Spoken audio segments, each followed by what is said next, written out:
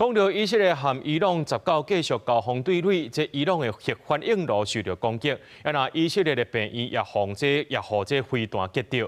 就算美国总统川普表示，也未决定敢要来出手对付伊朗，不过外界是认为讲，这几天啊，川普的动作啊，目前以色列的民调显示有83%民众支持拍伊朗。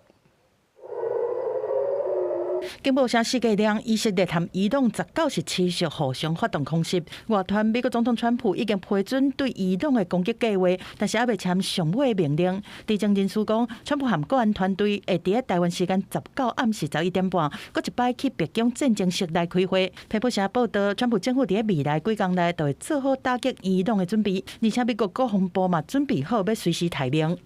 I have ideas as to what to do, but I haven't made a final. I like to make the final decision 1 second before it's due, because things change. I mean, especially with war, things change with war. It can go from one extreme to the other. The American people elected him to make these decisions on their behalf, and if and when those decisions are made, the department is prepared to execute.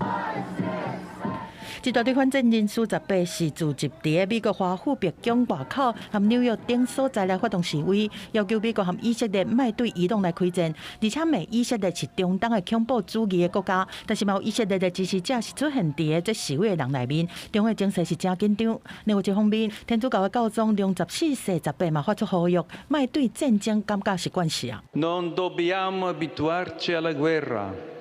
Anzi, bisogna respingere come una tentazione il fascino degli armamenti potenti e sofisticati. 虽然外界希望以色列和伊朗的冲突会当较紧降温，但是根据以色列耶路撒冷希伯来大学的民调，高达83%以色列犹太人是支持和伊朗来开战，敢若12%阿拉伯的以色列人来支持打击伊朗。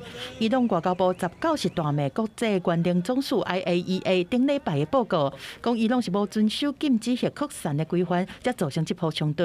IAEA 署长格罗西回应讲，报告内面并无指出讲伊朗正在制造核武，但是伊朗表示讲，即马定称拢伤慢啊。